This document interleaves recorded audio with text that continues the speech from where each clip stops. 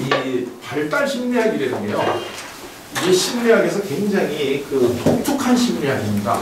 그건 왜 그러냐면, 우리 어렸을 때 어른들이 이제 명절 때 선물 사오실 때 보면 어떤 선물이 있었냐면 종합 선물 세트라는 게 있었어요. 그 안에 이것저것 다양하게 이제 애들이 좋아하는 과자라든가 사탕이 이렇게 다양하게 들어가 있었던 이런 걸 이제 종합 선물 세트라고 불렀는데, 이 심리학 안에서 이 종합 선물 세트 같은 과목이 두 개가 있습니다. 하나가 뭐냐면 심리학 개론. 심리학 개론이라는 게 심리학에서 다양한 이 이론들이 다 이렇게 모여가지고 그게 심리학에 관계되는 모든 것과 모여있는 과목이 심리학 개론입니다. 그리고 또 하나가 이 그런 종합 선물 세트의 이 특징을 갖고 있는 게 발달 심리학입니다. 그 발달 심리학은 왜 그러냐면, 발달 심리학이라는 게 우리들의 어떤 한 분야의 발달만 다루는 게 아니라 인지 발달, 성격 발달, 뭐 사회성 발달, 신체 발달 다 있거든요. 그렇기 때문에 인지 발달을 다룬다고 하면 인지 심리학하고 같이 겹치는 부분이죠. 우리가 인지가 어떻게 발달하느냐? 성격 발달을 논하면 성격 심리학하고 겹치는 부분이고요. 사회성 발달이나 이런 걸 다루면 사회 심리학하고 걸치고, 그러니까 심리학 안에서도 이 발달 심리학이라고 하는 것은 종합 이 심리학이다, 이렇게 생각을 하시면 돼요. 그래서 사실 이 발달 심리학이 굉장히 공부하기 어려운 이 학문 중에 하나예요. 어느 특수한 분야를 다루는 성격, 인지, 사회 이런 심리학보다는 성격 자체가 그거를 다 동원해 가지고 태어나서부터 죽을 때까지 우리가 어떻게 변해가는가 하는 것을 이해하는 학문이기 때문에 이 발달 심리학이라는 게 이게 참 꼭 필요한 과목이에요. 이 심리학을 정리하는 데는 이것만큼 좋은 이런 게 없는데, 그 중에서도 우리가 요번에 주로 하는 거는 이 신체 발달이라든가 이런 거는 별로 안 합니다. 주로 뭐를 하느냐면 이 성격 발달, 이게 이제 굉장히 우리가 하는 상담이나 이런 게 제일 중요한 거니까 이 성격 발달과 사회성, 사회하고의 관계, 이 두 가지는 성격 심리학하고 사회 심리학은 항상 같이 가는 거기 때문에 이 두 가지를 중심으로 우리가 이번 한 학기 동안 공부를 합니다. 그러나 물론 그것만 하는 건 아니고요. 이 인지 심리학 쪽에서도 우리 이 공부할 때 도움이 되는 분야를 합니다. 예를 들면 이 지능이 우리가 나이가 들어서 어떻게 변하는지 뭐 이제 이런 것들은 우리가 공부를 하고, 기억력이 어떻게 변하느냐 이런 것들은 공부를 하는데, 주로 우리가 다루는 거가 이 성인 노인 심리학 중에서도 이 성격 발달, 그 다음에 다른 사람하고 대인관계, 사회성 발달, 그 다음에 거기에 필요로 한 이 인지 발달을 같이 이렇게 해가지고 우리가 공부를 하고, 신체 발달이라든가 뭐 나이가 들면 주로 뭐 우리 몸이 어떻게 변한다든가 이거는 제가 안 해도 본인들이 다 느끼고 있는 건데 그걸 여기 와서 다시 확인할 이유가 없죠. 그렇게 알아서 다 하시고, 이거를 우리가 지금 이제 하도록 하겠다. 대개 이제 우리 삶을 크게 한번 나눠보면 출생에서부터 시작을 해가지고 그게 이제 한 5단계로 나눠볼 수 있습니다. 그게 어린아이 단계, 아동기, 그 다음에가 이제 청소년기, 그 다음에가 청년기, 그 다음에 이제 중년기, 그 다음에 이제 노년기, 이제 이렇게 5단계가 되게 있다 이렇게 얘기를 합니다. 물론 이 이제 기존의 발달 심리학에서는 이 단계를 굉장히 세분화했죠.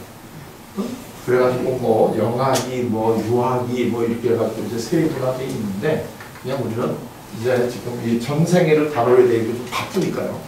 요거는 그냥 한 목에 좀 묶어가지고 아동기, 청소년기, 청년기, 중년기, 노년기 이렇게 한번 크게 덩어리를 한번 나눠보면, 우리가 이번 학기에 주로 할 거는 중년하고 노년기다 이거죠. 왜냐하면 이거는 다른 데서 많이 하니까. 그러니까 이제 뭐 예를 들면 이 유아기를 다루는 거는 유아교육과가 있잖아요. 그 다음에 아동 다루는 거는 아동학과가 있고 청소년학과도 있잖아요. 그 다음에 뭐 노년은 요새 노년하기 유명한데 이 가운데서 사실 중요한데 빠져있는 게 중년이거든요. 이게 굉장히 중요한 시기인데 우리 삶에서 빠져 있어요. 근데 그 이유는 있어요. 그 이유가 뭔가 하는 것도 우리가 좀 이제 이번 공부를 통해서 이제 알아볼 필요가 있는데요. 자, 이걸 우리가 이렇게 이제 몇몇 기로 나누는 거는 이거를 그냥 나누는 거가 아니라 우리가 발달을 이 몇 가지 이렇게 시기로 나누는 거는 그 나누는 기준이 있어요. 그 기준은 뭐냐면 크게 나누면 이 우리가 나눌 때 어느 특정한 기는 그 전과 후하고 아주 구별되는 그 시기만이 나타나는 어떤 특징이 있을 때 나눠요. 안 그런 거 나눌 이유가 없죠. 근데 그 특징이 있다는 얘기는 또 하나는 뭐냐면 그 시기에 해결해야 될 과제가 있어요. 그러니까 아동기에서 해결해야 될 과제가 있어요. 청소년기는 청소년에서 해결할 과제가 있어요. 이걸 우리가 뭐라고 부르냐면 발달 과제다 이렇게 불러요. 발달 과제. 그래서 이제 developmental task 이렇게 발달 과제 이렇게 부르는데 이 발달 과제가 있는 뚜렷하게 나타나는 이러한 때 우리가 이 시기를 나눠요. 그러니까 이게 이제 함부로 나누는 건 아니에요. 그 대신 이 시기라고 하는 게 고정되어 있는 게 아니고 이 우리가 살아가는 현실이 변하면 이 시기도 계속 변합니다. 그러니까 지금 우리가 이렇게 이제 5개 시기로 대충 나눴다는 게 인간이 원래가 그렇게 5 시기로 나눠져야 되는 삶이 아니고 우리가 지난 시간에 얘기를 했죠. 우리가 지금 이 인간을 이렇게 바라보는 게 더 유용하니까 이렇게 나눴는데 이 우리가 살아가는 현실이 변하면 얼마든지 이거는 바뀔 수가 있다 하는 거는 염두에 두셔야 됩니다. 항상 예를 들면 저희 할머니가요. 저희 할머니가 15살에 결혼해가지고요. 19살 때 저희 아버지를 낳으셨어요. 우리 할머님의 세대에는 청소년기는 없어요. 그때는 그냥 아주 간단하게 어린이, 어른 이렇게 나누거든요. 그러니까 그때는 청소년이 없어요. 근데 오늘날에는 청소년기가 있게 되는 거는 한 100년 사이에 우리들의 삶이 많이 변했다는 거죠. 이게 현실을 바라보게 되면 아주 훨씬 더 쉽게 이해할 수 있는데요. 제가 굉장히 사랑하고 제가 잘 알고 있는 여성들 몇 명의 삶을 보면 이걸 분명하게 알 수 있는데 아까 조금 전에 예를 우리 할머니요. 우리 할머니는 15살 때 결혼해가지고 18살 때 저희 아버님을 낳으셨는데 우리 할머니는 초등학교도 안 다니신 분이야. 이분은 우리나라 말을 성경을 읽으시면서 깨추인 분이에요. 우리 할머니는. 근데 그때는 대개가 여성들이 한글을 모를 때였어요. 우리 할머니가 특별히 그런 게 아니고 되게 이제 그랬던 때고 그 다음에 저희 어머니는 20살 때 결혼을 했어요. 저희 아버지랑. 그리고 저희 어머니는 평양에서 여자 고등학교까지 나오셨어요. 그러니까 그때만 해도 여자가 고등학교 나온다 그러면 굉장히 공부 많이 하는 거예요.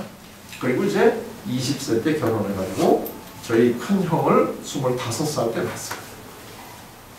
그 다음에 이제 제 아내잖아요. 제 아내는 23살 때 저하고 결혼을 했어요. 그리고 대학을 나왔어요. 그리고 어떻게 사는지는 뭐 이제 조금 이따 공부 나와요. 이제. 그런데 제 딸은 얘는 대학원까지 나왔어요. 그리고 부모를 굉장히 걱정시키다가 작년에 결혼했어요. 이게 지금 내가 직접 같은 집에서 살았던 여성의 삶이 얼마나 많이 변했는지 아시겠어요? 그러니까 불과 100년도 안 되는 사이에 한국 여성의 삶이 굉장히 달라졌어요. 그러니까 이 시대 구분과 각각의 시대에서 나타나는 특징도 많이 변했어요.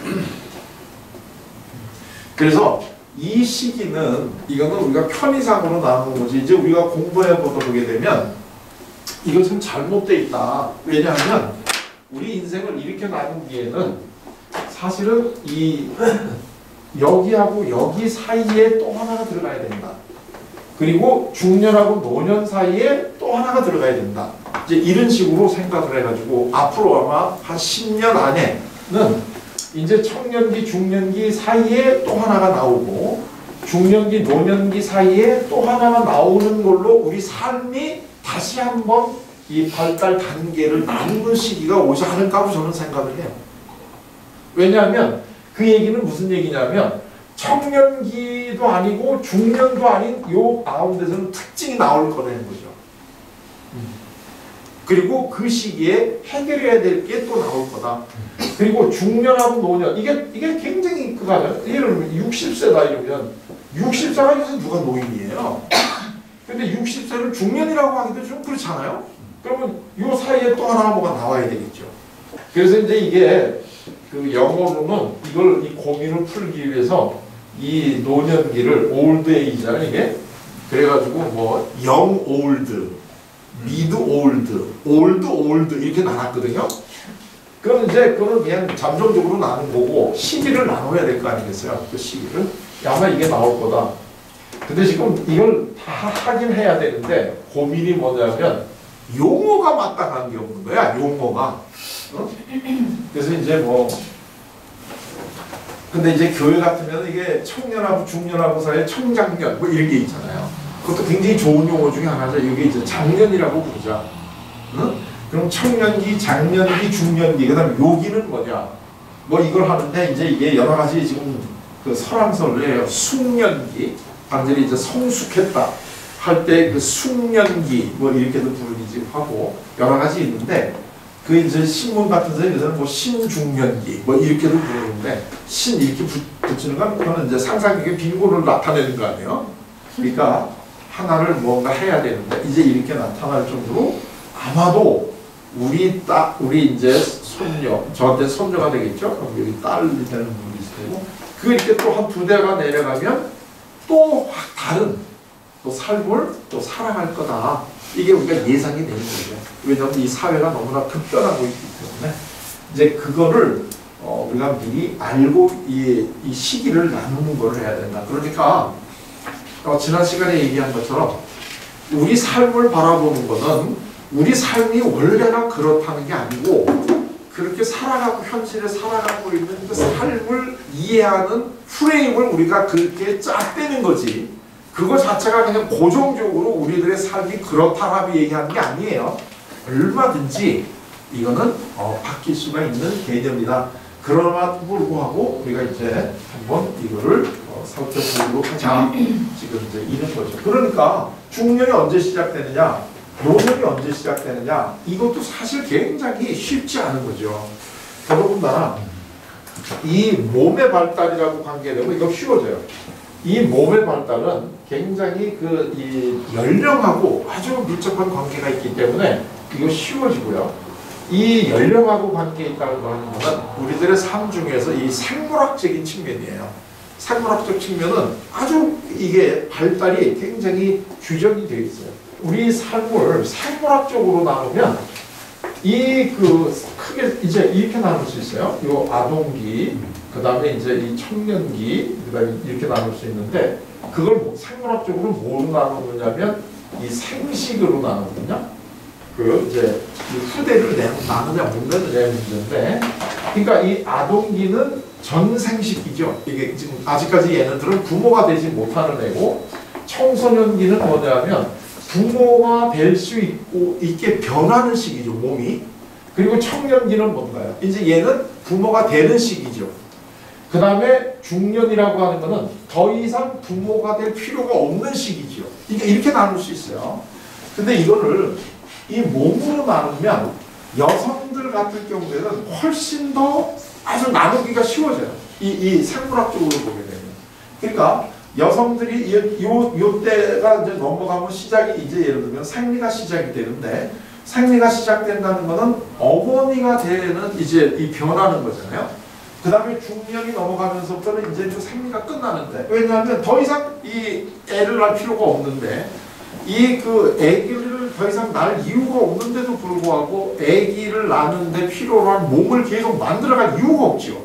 그러니까 우리 삶이라는 거는 항상 그 에너지 세이빙 모션이거든요. 동일한 우리 삶의 효과가 나기 위해서는 불필요한 에너지는 안 쓰는 게 우리 몸이에요. 그런데 이 여성의 삶에서 이 생식하고 관계되는 부분이 굉장히 중요하고 에너지가 굉장히 많이 소요되는 거거든요. 그런데 더 이상 자녀를 이 생식할 이유가 없는 상태에서 그 에너지를 계속 쓰고 있을 이유가 없죠. 그래서 이제 그거를 더 이상 이제 애를 낳을 필요가 없으니까 아기가 낳는 기능은 더 이상 거기에 에너지를 쓰지 말자 하는 것이 이제 그 생리가 끝나고 이렇게 나타나는 현상이다 이거예요. 그러니까 아주 심플하죠. 그래서 이제 생물학적으로 우리를 바라보게 되면 전생식기, 생식기, 후생식기 이렇게 나눌 수 있는 거죠. 아주 심플하게 나눌 수 있고 남자도 마찬가지죠. 다만 남자들은 여자들만큼 이렇게 뚜렷하게 구분이 안 되죠. 대충은 다 비슷한데 그러나 남자들도 더 이상 이제 그래서 불필요한 에너지는 안 쓰게 이제 가는 거 이게 우리들의 몸이란 말이에요.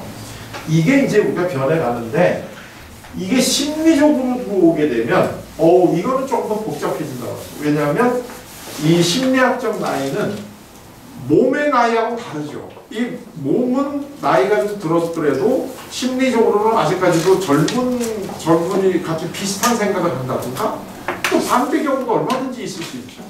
그래서 이 그 발달이라고 하는 게 이 심리적으로 오거나 이렇게 되면 이 구분을 하기가 굉장히 어렵다.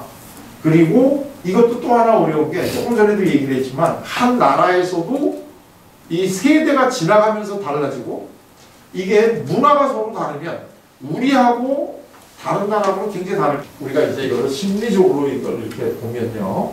이걸 이렇게 5가지로 나누는 거는 그 5가지의 나눈 거에 대한 이제 이유가 있는데 그 이유를 한번 우리가 보도록 하십시다. 자,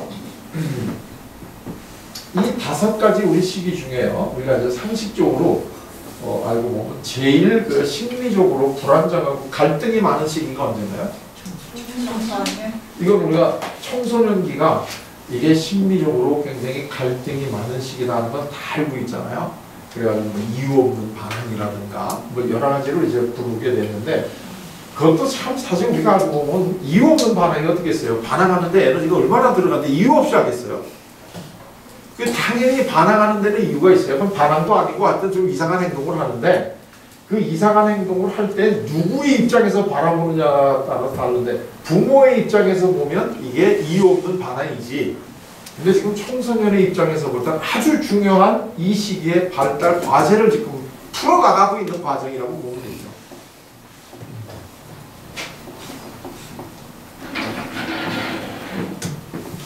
자, 그런데 그럼 이 시기가 왜 이 시기가 이렇게 갈등이 있느냐 지금 이제 그 얘기를 좀 아셔야 되는데 대개 경우에 이제 보면 이 그 우리들의 그 심리적 에너지가 이게 이제 외부고요. 이게 이제 우리 내부라고 본다면 심리적 에너지가 외부로 쏠려 있을 때는 우리는 안정적인 시기를 보냅니다. 그러니까 어린아이들 같은 경우에는 그냥 밖에 나가서 노는 거 이런 게 즐거운 거다 이거예요. 그러다가 청소년이 되면 이 심리적 에너지가 내부로 들어옵니다. 내부로 들어온다는 것은 나에 대한 질문을 한다는 겁니다. 나에 대한 질문을 한다는 것을 우리가 이제 심리적으로는 에너지가 이제 내부를 향한다 이런 얘기고요. 그 다음에 청년이 되게 되면 얘네들은 다시 이제 외부로 나갑니다. 이제는 내가 누구인가 하는 거에 관심이 있는 게 아니라 어떻게 사회적으로 빨리 열심히 일을 해서 승진을 할까, 내 잡을 가질까, 어떻게 집이라도 빨리 하나 내 집을 마련할까 이런 데 많은 관심을 더 쏟게 되지 나는 누구일까? 이거는 이제 건너뛰었어야 되는 거다 이거죠. 그러다가 그 다음에 두 번째 우리가 또 하나 흔들리는 데가 언제예요? 이게 이제 중년입니다. 두 번째 흔들리는 게 중년인데 이 시기가 흔들린다는 얘기는 이 시기가 되면 우리들의 심리적 에너지나 관심이 다시 어디로 쏠린다는 건가요? 나로 다시 쏠린다는 뜻입니다. 나로 다시 쏠린다는 거죠. 그러다가 노년이 되면 이제 비교적 안정적인 다시 시기로 들어가는데 이때는 관심이 어디로 간다는 거야? 다시 외부로 가는데 좀 더 얘기하면 요렇게 가기보다는 요렇게 가면서 동시에 요렇게 가가지고 삶과 죽음의 세계로 넘어가는 요 과정을 하는 거죠. 그러니까 이때는 또 상당히 비교적 안정적인 시기를 가지고 살아간다 이렇게 되게 됩니다. 그렇기 때문에 우리의 발달이라고 하는 거는요 안정, 불안정, 안정, 불안정, 안정 이런 식으로 넘어갑니다. 항상 발달이라고 하는 거는 일직선으로 쭉 이렇게 발달돼 가는 게 아니고요. 이 시계의 추가 이렇게 좌우로 흔들흔들하는 진자 운동을 하듯이 진자 운동을 오고 가고 끊임없이 오고 가고 하는 이 과정을 되풀이하면서 우리가 발전을 해 나갑니다. 한번 갔다가 올 때는 떠났던 그 자리로 오는 게 아니라 그거보다는 다른 모습으로 간다는 거죠. 예를 들면 우리 발달이라고 하는 게 이런 식으로 이렇게 이제 이런 식으로 이렇게 가는데 여기서 이제 여기도 있고 여기도 있고 여기도 있고 이렇게 되는데 한번 올라갔다가는 다시 또 내려오고 다시 올라가고 다시 내려가고 이 과정을 이렇게 겪는다는 겁니다. 이렇게. 그런데 그러면 언뜻 보면 여기는 올라가고 여기는 내려오고 올라가고 내려가고 올라가고 내려가는 걸 반복하는 것 같지만 요 점을 한번 요거를 이렇게 나눠보면 올라갔다가 내려올 때 일로 내려가죠. 여기서 사실 올라가면 일로 올라간단 말이죠. 일로 올라가는 게 아니라 일로 올라갔다가 내려오면 일로 내려가지 일로 내려가는 게 아니란 말이죠. 그러니까 이 과정을 이렇게 되풀이 하다가 보면 요 평균을 내게 되면 요 가운데는 결국은 이렇게 가는 평균이 된다는 거야. 그러니까 이 길게 그 평균을 내보게 되면 올라가는 직선으로 올라가는데 실질적으로 이거를 바라보게 되면 오르락 내리락 하면서 이렇게 간다는 거죠. 그러니까 만약에 우리가 그 상담을 하다 보면 이런 얘기를 많이 듣는데 그 상담을 받았을 때는 참 좋았는데 다시 옛날로 돌아갔어요. 그럼 상담이 필요 없지 않을까요? 이렇게 얘기를 하는데 당연히 옛날로 돌아가죠. 그러나 여기 왔다가 이제 여기서 시작해서 상담을 해서 여기 좋은 쪽으로 왔다가 옛날로 다시 돌아가는 게 일로 돌아가는 게 아니라 일로 돌아간다는 거죠. 그럼 여기서 다시 또 하면 일로 올라가는데 이거는 여기하고 다른 길로 올라간다는 거예요. 그러니까 이 과정을 우리가 되풀이하는 거지 한번 상담을 받으면 그냥 일직선으로 쭉 좋아진다 이 얘기가 아니라는 거죠. 이 발달이라고 하는 거를 너무나 그 일직선으로 바라보지 말자. 그 예를 들면 아마 이 기독교에서도 그 신학적으로도 아마 이런 논쟁을 아마 하고 있지 않을까 하는 생각이 드는데 예를 들면 이제 불교식으로 얘기하면 도노 돈수냐 도노 점수냐 이게 이제 두 개가 굉장히 불교에서는 아주 큰 지금 대립되는 거예요. 돈 오라는 건 깨우침이거든요. 내가 이제 깨우치는 건데 도노 내가 깨우친다는 게 돈수냐 점수냐예요.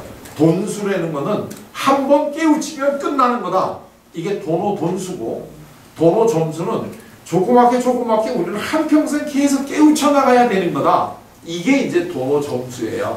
그래서 이제 도노 돈수를 주장하는 파가 있고 도노 점수를 주장하는 파가 있는데 도노 점수를 주장하는 게 해운대를 중심으로 하는 파고 도노 돈수를 중심으로 하는 게 이 그 조계사를 중심으로 하는 거래요. 하여튼 뭐 그래요. 근데 내가 별로 관심이 없어가지고 절 이름까지는 내가 잘 몰라요. 근데 이 두 가지가 있어요. 그러니까 한 번 깨우치면 그냥 깨우친 거다. 이런 설이 있고 아니면 조금씩 계속 우리는 깨우쳐 가야 된다. 이런 설이 있는데 이거 기독교에서도 이런 거 있지 않아요? 한 번 중생을 하면 그거 딱 끝난 거다. 아니면 계속해서 이렇게 우리가 중생한테 다 가야 된다. 이게 두 가지 큰 이론이 있잖아요. 그러니까 그런 이론들이 어느 특정 종교에서만 나오는 게 아니고 계속 이 발달을 갖다가 어떻게 바라보느냐 이걸 좀 더 직선으로 중앙을 나누면 계속 그냥 가는 거고 이게 이렇게 좀 더 미세하게 보게 되면 오르락 내리락 하면서 가는 거고 이렇게 우리가 보는데 어느 거를 내가 보느냐에 따라서 도노 돈수냐 도노 점수냐가 결정이 되는 거 아니겠느냐 이거죠. 이제 또 아셔야 될 게 뭐냐면 왜 이 시기에는 흔들릴까요? 왜 이 시기에는 갑자기 나라고 하는 거에 관심이 갑자기 올라갈까요? 이것도 그 이유가 다 있는 거지. 이 흔들리지 않아도 되는데 우리 마음이 흔들리는 건 없어요. 다 모든 게 필요하니까 흔들리는 거지. 흔들리지 않아도 되는데 흔들리는 건 없다는 거죠.